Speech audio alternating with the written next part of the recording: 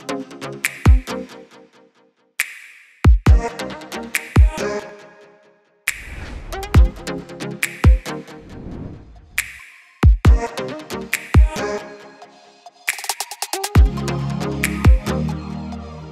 hoop that was special to me growing up was, I have to say, my first one. My grandfather, he used to soak his feet, what they call a foot tub.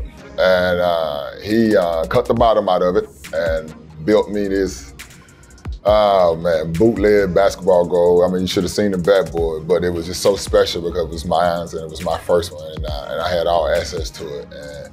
And I played on that thing probably 3-4 months before I was able to get a real one, but it was just special to me because that was the first one, and he built it from, with his hands and built it for me. So it was just something I've always cherished on. It was actually like one big pole, and it was like a shorter pole, like same kind of pole, but it was just shorter going across. So it looked more like a T. And you put the foot tub up there, and that's what I played on. And every now and then you had a basketball with too much air, and you shoot it up there, because it was only nailed up there. So sometimes it'll fall off, and we had to get back up there and put it back up. But the game must go on, so we kept on playing. When I was super young, around like 7 to maybe 12, I thought I wanted to be the next Jerry Rice until I actually played in a football game, realized that, yeah, that wasn't for me. So I decided to play basketball, and I said I wanted to, not only play in the NBA. In the 7th grade, I said I wanted to get drafted right out of high school, and I made that dream come true.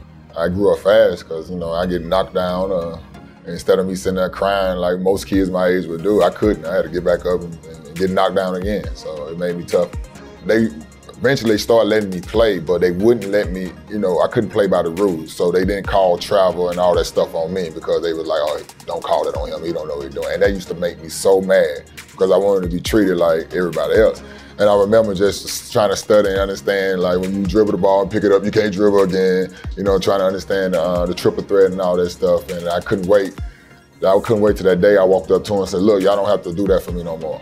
Treat me like everybody else. You can call, if I travel, call travel. And they accepted that, and to me, that's when I felt like I was on my way. My older brother and my cousin, them who all used to beat me growing up, they still think they can beat me now. And that's the thing about it. When you do play them, when I play against them, they're gonna play their hardest against me. And I really have to get serious to beat them. But it's just to show you how they beat me all them times growing up, and they look at me, even to this day, 14, this is my 14th year in the NBA, they still look at me like I'm the little cousin they used to, Debo back in the days.